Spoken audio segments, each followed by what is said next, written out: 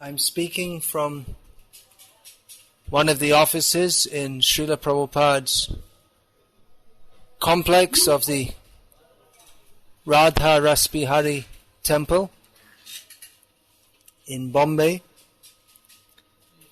You probably know how Srila Prabhupada went through much struggle to establish this temple. It was not actually opened. The deities were not installed. The temple was not completed until shortly after Srila Prabhupada's disappearance. All the details of the struggle are not given in the Srila Prabhupada Lilamrita because, as you can imagine, with this kind of affair, not all the details, we don't want all the public to know about all the details. I also don't know all the details, but I've just heard there are various things which are not publishable. Srila Prabhupada went through so much struggle. We can't imagine how much struggle Srila Prabhupada went through to establish this Krishna Consciousness movement all over the world. We can read about it and discuss it. We can read about it and discuss it, how Srila Prabhupada, he wanted to preach. First of all, the whole trauma of his spiritual master's movement becoming divided into bitter, quarreling factions, and then Srila Prabhupada trying to cooperate with various of his godbrothers to preach.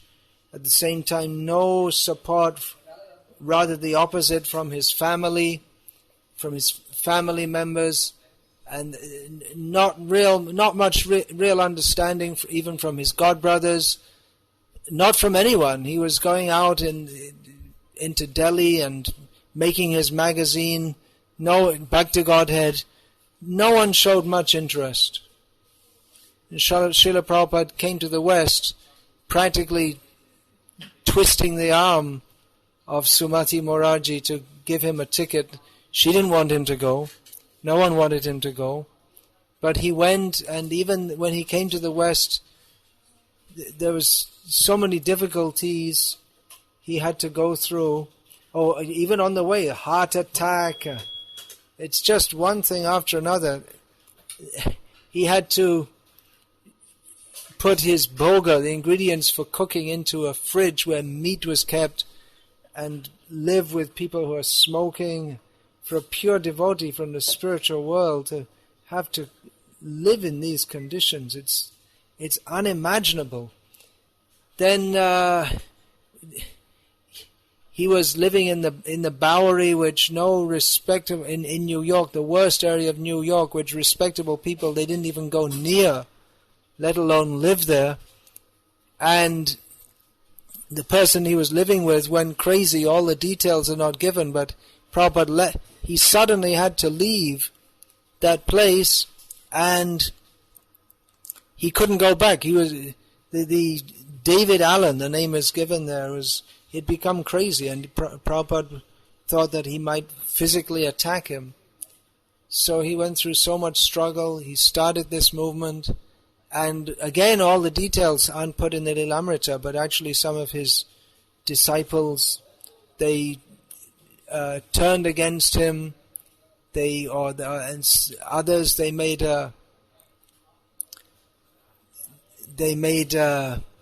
misapplication of the philosophy that Prabhupada is directly Krishna, totally Mayavad. Srila Prabhupada went through so much struggle to establish this movement. And the struggle isn't over. It's always going to be there. In this material world, there's always struggle. Especially if one wants to preach Krishna Consciousness in Kali Yuga, we'll find that there's a verse, Srila Prabhupada, 2 verses Prabhupada used to quote from Tulsidas, that, what is that? Sach bole tomare lati, jhoot jagate mohai. If you speak the truth, people will come and beat you with sticks. But if you talk all nonsense, then everyone's very appreciative. Very good, very nice. If we tell everyone, you are all God, or you're all, even among devotees, oh, you're all very advanced, you're a Mahabhagavat, everyone will be very happy. But if we tell someone, you're in Maya, well, we may be in Maya also, but we like to be praised. People like a so-called guru who will say, yes, you are God, we are all God, we are all divine. Well, we're all divine, that's true, but we're in Maya.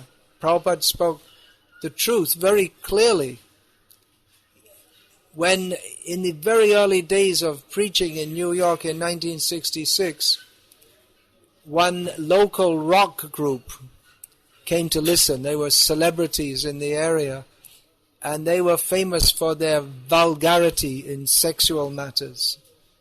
They would sing very profane songs. Profane means rude, vulgar, sexually explicit. Prabhupada on that evening spoke about how sex is the binding force, sex desire is the binding force in material life, and how illicit sex is sinful. Now, that's not going to be very popular among the hippies, who they were promoting what they called free sex, but Srila Prabhupada said it anyway. He didn't compromise the message of the absolute truth. He spoke the truth clearly, that we are all servants of Krishna, we are meant to serve Him. He gave the 4 regulative principles. He didn't insist on them in the beginning, but gradually he introduced, but he never compromised on this. Disciple means you have to follow. You have to chant the holy names. All these things should be followed.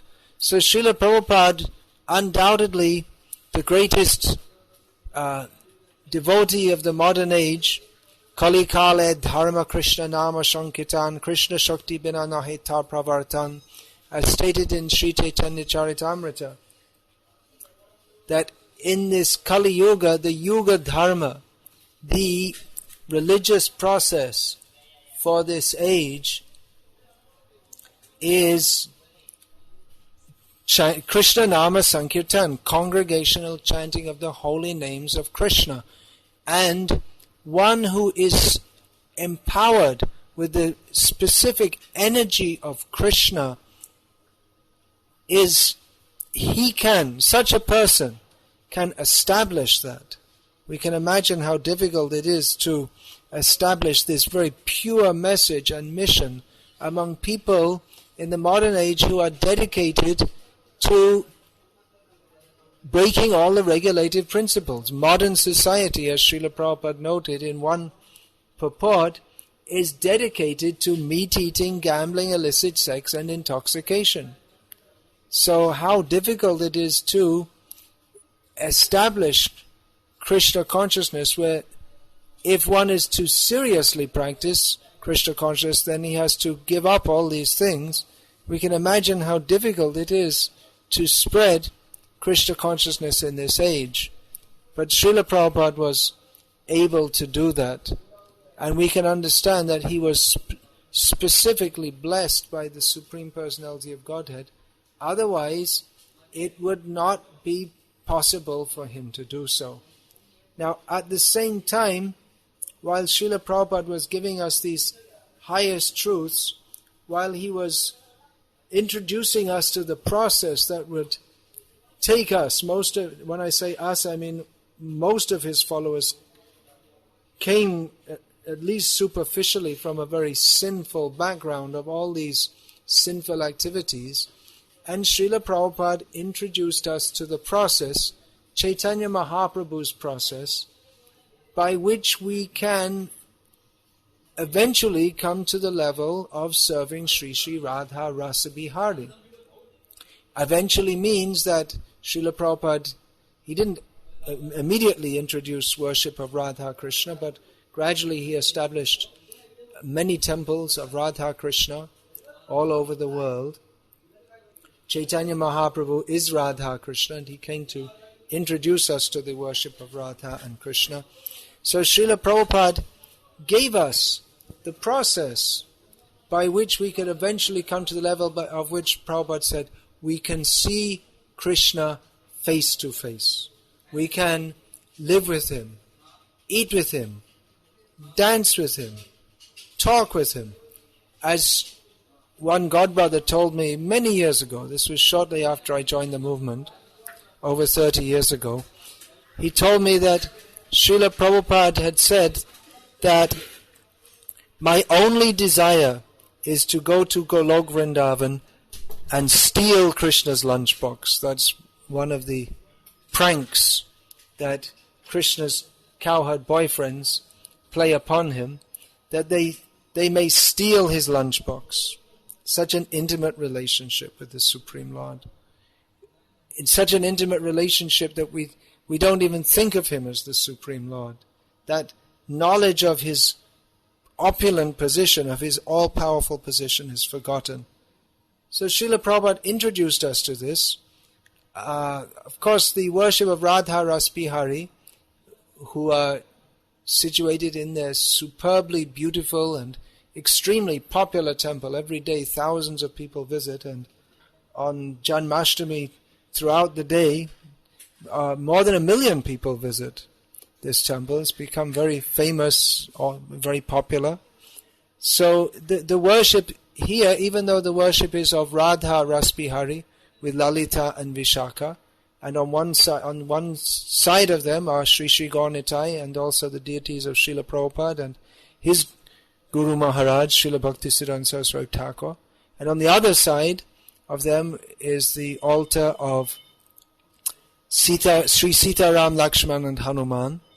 So the worship is conducted in a mood of awe and reverence. We don't, when we put the offering on the altar, we don't rush up to it and steal it and think, now I'm stealing Krishna's food. That is for those devotees who are actually on that level.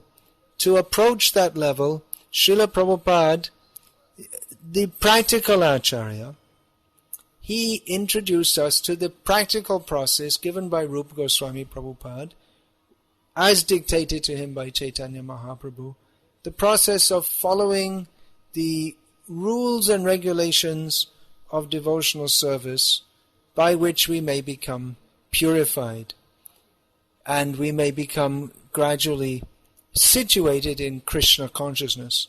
At the moment we are in Maya consciousness.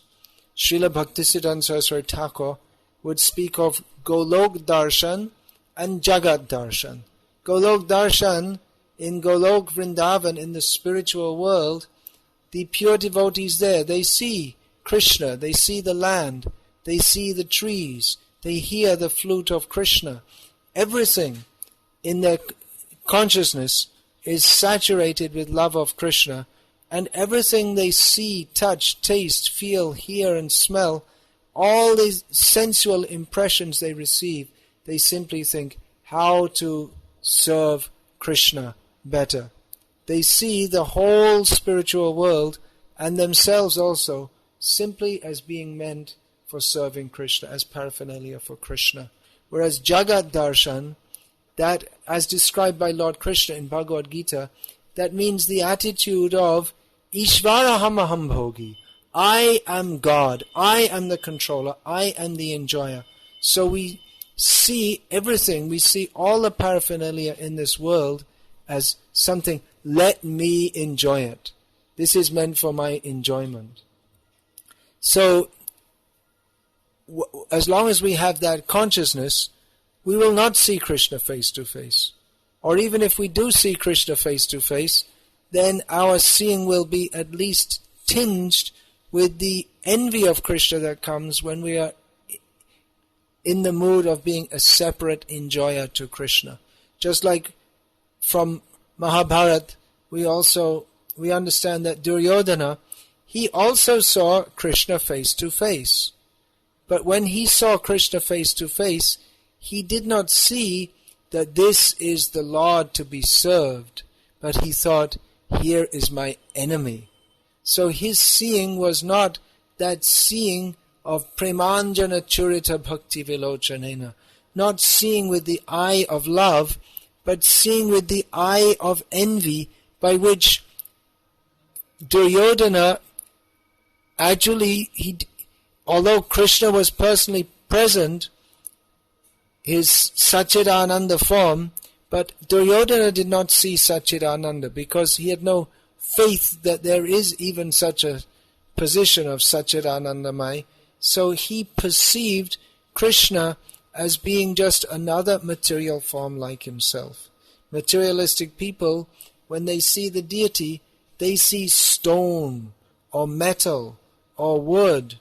But pure devotees, they see that Pratima Nahatumi, Sakshat Vrajendra Nandan, as stated in Chaitanya Charitamrita, one great devotee, he told the deity of Gopal that you are not a statue, you are directly the son of Maharaj Nanda, you are Krishna.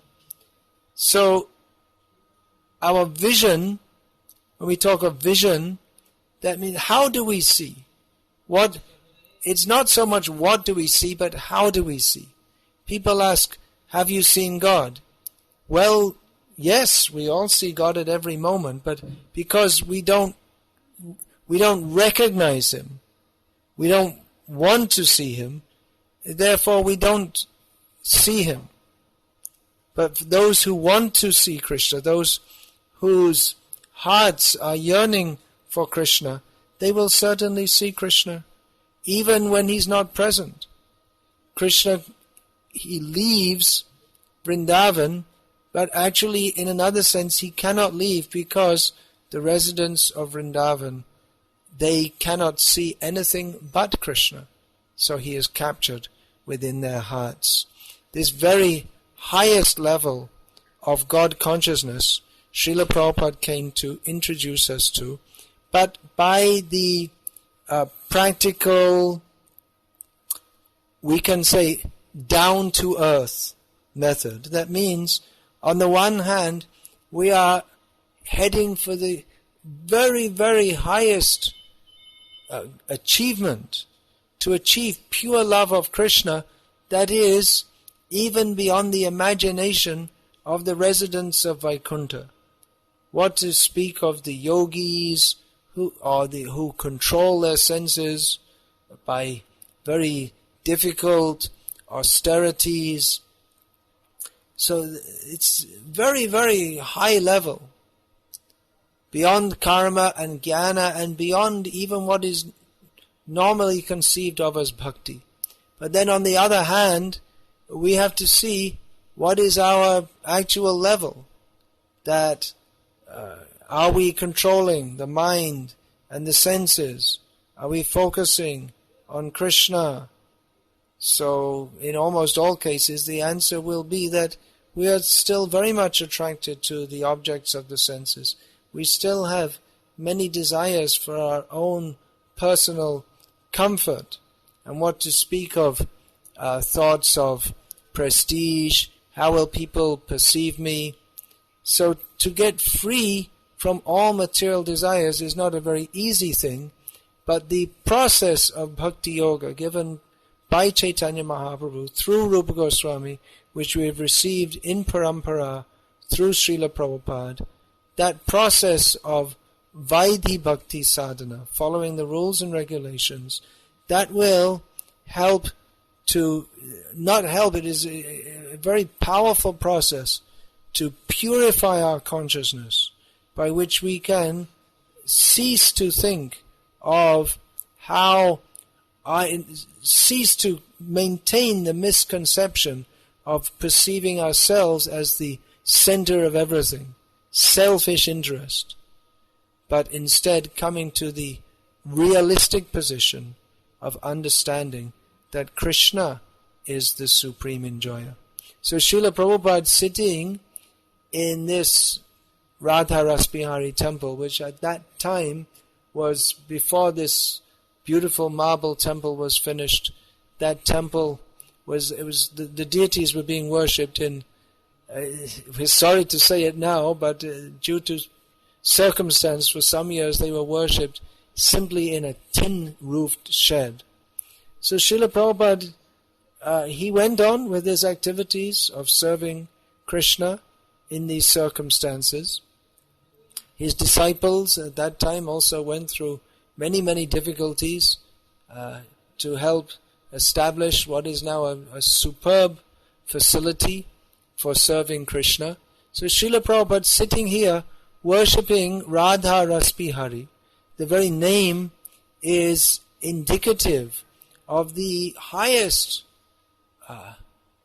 rasa. Well, how shall we translate that? It's not the highest exchange and pleasurable emotions between Radha and Krishna and Lalita and Vishaka and all the great devotees. So that very highest level, Srila Prabhupada would also sit and before his classes he would sit being completely absorbed in chanting Jai Radha Madhava Kunja Bihari Gopi Janna Vallabha Girivaradhari Yashoda Nandana Brajajana Ranjana Yamuna Tiravanachari. This very favorite kirtan of Srila Prabhupada's. He would sing this almost invariably before class. Then sitting here he would speak again and again on Bhagavad Gita as it is. And here in Bombay he gave a long series of lectures on the Sankhya philosophy expounded by Kapila Dev as found in the 3rd canto of Srimad Bhagavatam. So you can say that Srila Prabhupada was speaking on very basic topics. There's no doubt that he himself was absorbed in the highest mellows of pure loving devotion to Krishna, far beyond our imagination. But at the same time, Srila Prabhupada very kindly and very patiently and very practically and realistically administered to us the philosophy of Krishna consciousness at a level that we needed to absorb it at. That again in London, that same godbrother who I told he told me the anecdote about Srila Prabhupada wanting to steal Krishna's lunchbox. So another thing he told me was, I joined in 1975 in London, and if you look through the series of Srila Prabhupada's collected lectures, you'll find that in 1973 in London, Srila Prabhupada gave a series of lectures on the Bhagavad Gita from the 2nd chapter. And as you know, in the 2nd chapter of Bhagavad Gita, there are many verses at the beginning of Krishna's instruction in which Lord Krishna in various ways establishes the position of the soul and the difference between the soul and the body. So Srila Prabhupada was speaking daily on this topic, that we're not the body, discrimination between the soul and the body, understanding what is spirit and what is matter, which is actually very basic subject matter. We can say the ABCs of spiritual life, although it's a much higher subject matter than anything taught in the schools and universities throughout the world, and much higher subject matter than even great famous brainy persons of the modern age like Professor Einstein. That's beyond their level of research. So it's from the ordinary material perspective, it's a very high subject matter, but from the understanding of spiritual life, it's the very beginning. So Srila Prabhupada was talking about this again and again, because generally he would, whatever verse was there, he would speak on that. So he's speaking on the subject, you're not the body. Every day he would be speaking, you're not the body, we're all spirit, soul. And as my godbrother related to me, one devotee was bold enough to say to Srila Prabhupada, bold enough or foolish enough, or maybe he just didn't know the etiquette of how to deal with one's spiritual master, but he almost complained to Srila Prabhupada that, Srila Prabhupada, you're speaking on this topic every day, that you're not this body, so, well, now we understand that, so could you speak about something else?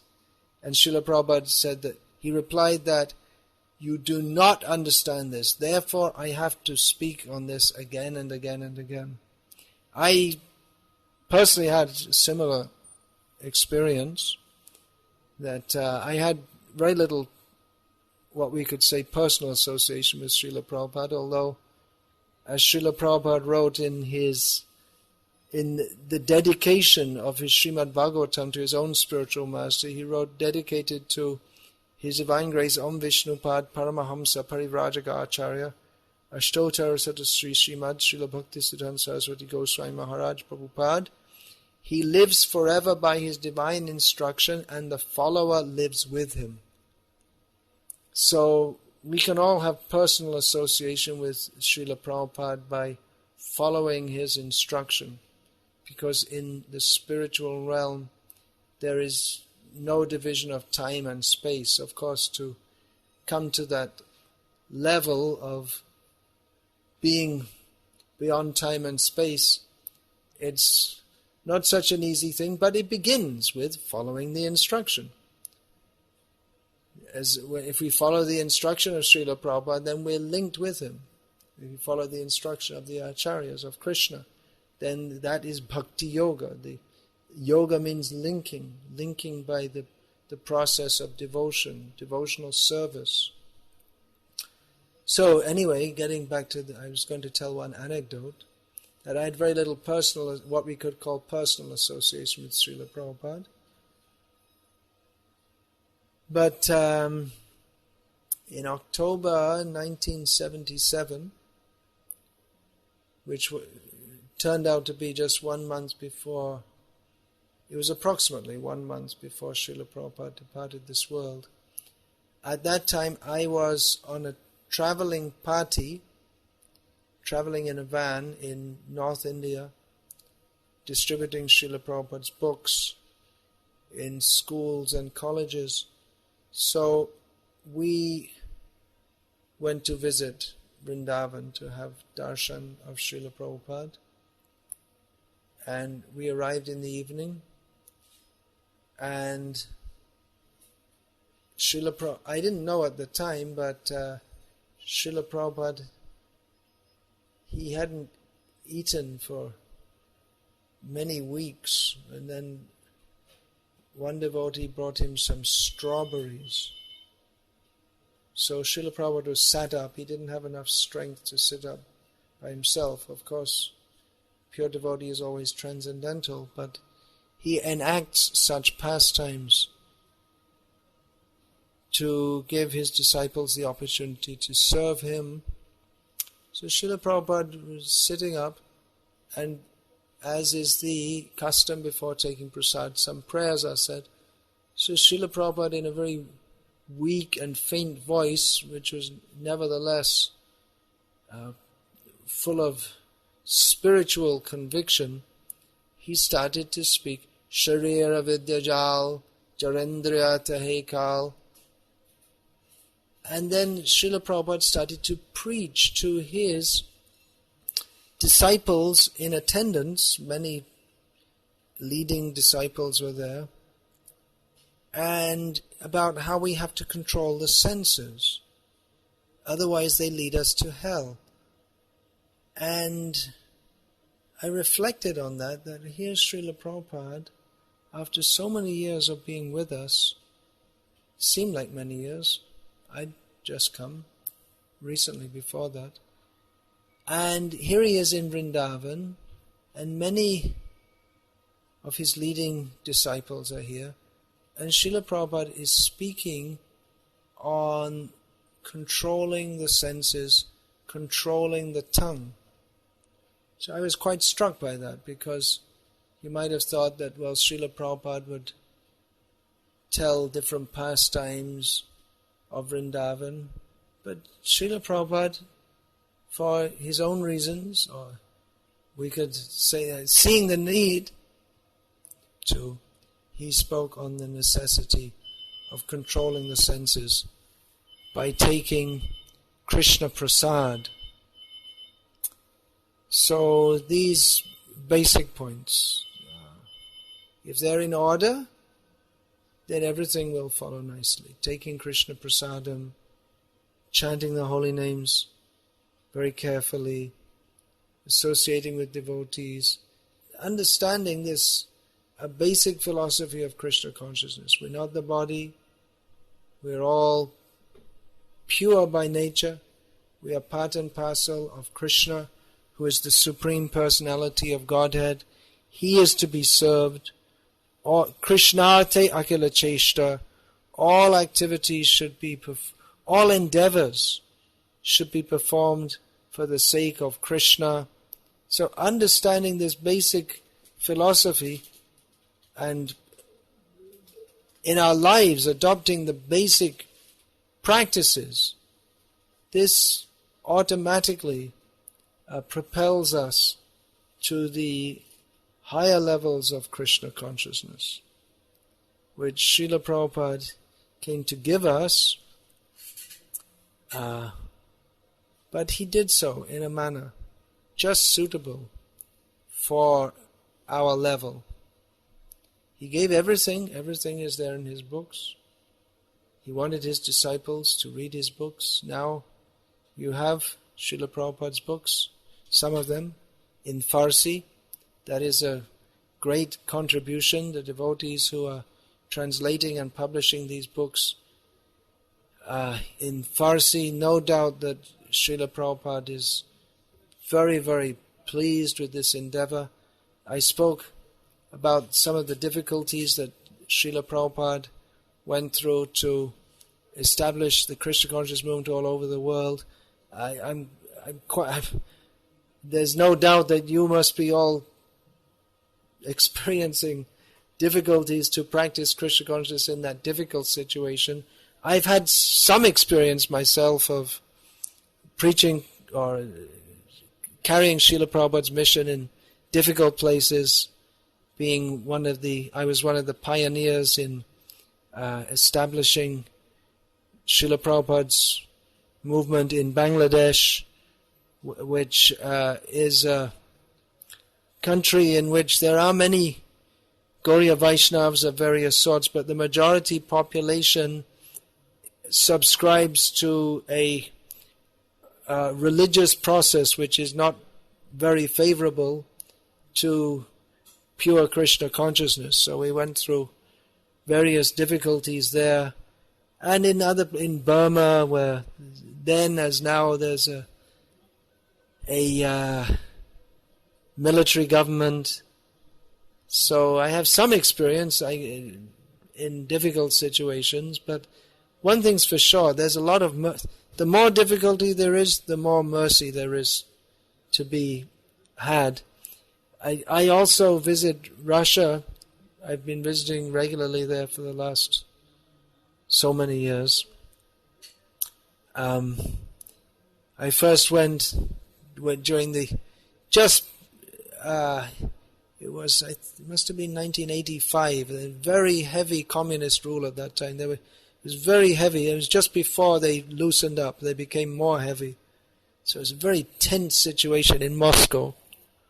St. Petersburg, Leningrad at the time was less, but still tense, but very tense situation. But the devotees from that era, though, they say that actually Krishna consciousness, even though we knew less, we had less association, we couldn't practice freely, in so many ways it was difficult, but actually it was in many ways very, very, looking back, it was very blissful, and the devotees who came at that time, they were very, even though they had their own difficulties with following the principles, some of them, but it was a time of great dedication, and a lot of mercy was flowing. Where there's difficulty, the mercy flows, that's for sure. So, definitely, the mercy is flowing in the land of the Aryans, where that's part of Greater India, Mahabharat. There's great mercy being bestowed on that land, that Srila Prabhupada's lotus feet have been in that land, and Srila Prabhupada, he wants that Krishna consciousness be spread in every town and village in pursuance of the order of Sri Krishna Chaitanya Mahaprabhu. So it will come to pass. There will be many difficulties, no doubt. There are many difficulties. And even after the movement is established, it's not that because there's a beautiful temple here, wonderful facility, the Radha Rasbihari temple, it doesn't mean that there are no problems. There are different kind of problems. Material world means problems. Of course, this is not the material world, this is Vaikuntha and beyond. But because we are within the material world, as Srila Prabhupada wrote, the first words I ever read in Prabhupada's books, from Krishna book, that Vrindavan is such a wonderful place, Krishna is the cynosure of all eyes, but the material world is so contaminated that even in Vrindavan there was disturbance from demons. So, there are difficulties. Everyone suffers difficulties, but if we accept difficulties for the sake of serving Krishna, Krishna is very pleased, and there's a lot of mercy to be had in that. And shall I stop?